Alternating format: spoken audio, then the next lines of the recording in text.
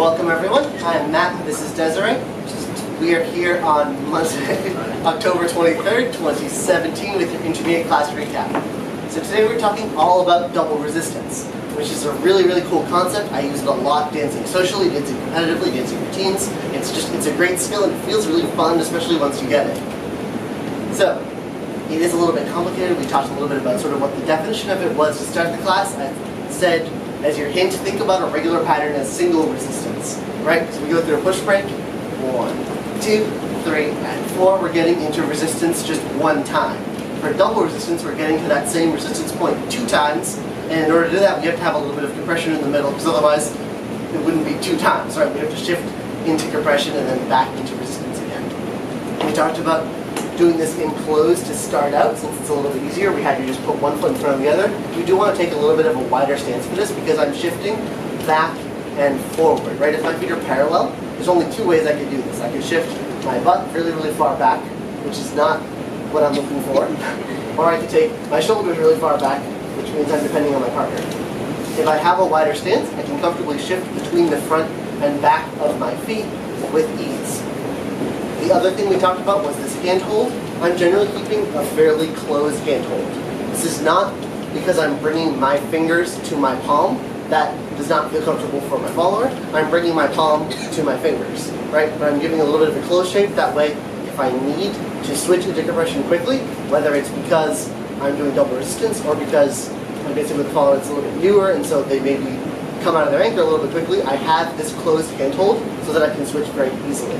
This is super important for double resistance because if we both have really open hand holds, trying to shift back and forth between stretch and compression takes a really long time, versus the closed hand hold we can shift relatively easily without a whole lot of extraneous movement. Seamlessly. Yep. We did this from a starter step to face this direction. It's a normal triple. The only difference is I'm getting it a little bit closer to my partner here on 2.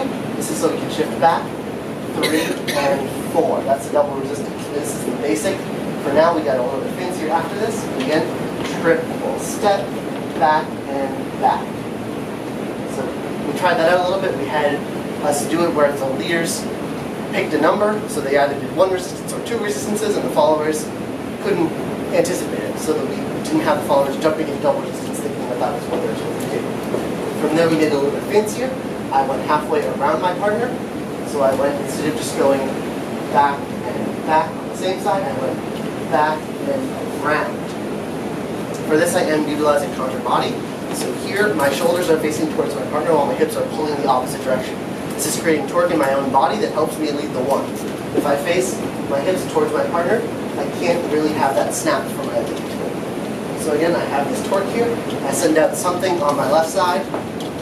I like to do a tuck personally. Finish 5 and 6. We then go into a push break. 1, 2, 3, and 4. This is normal. Now from here, I'm going back on 5. Normally on 5, I'm collecting under myself.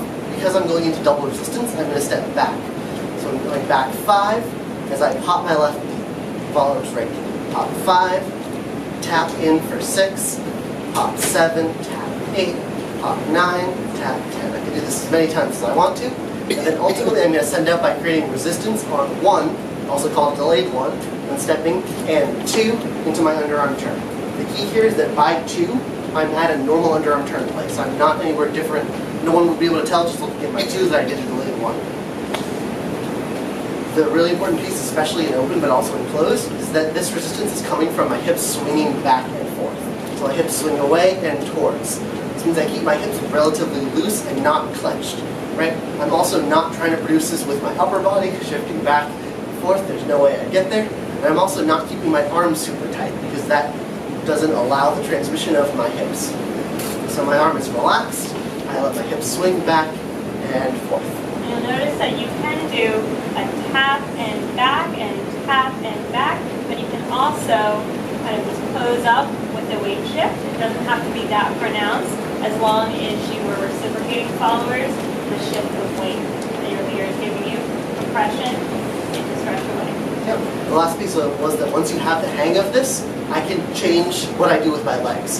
So as long as I'm getting that resistance, I could do a knee up instead of a tap, or a knee up on the other side, or I could tap my foot back, or side, or back, or side, as long as I'm producing the same resistance, I'm still doing double resistance. So that's a good thing if you want to repeat this over and over again to try out different styling options for both leaders and followers. That was your class. Thank you all for coming. Hope you enjoyed it.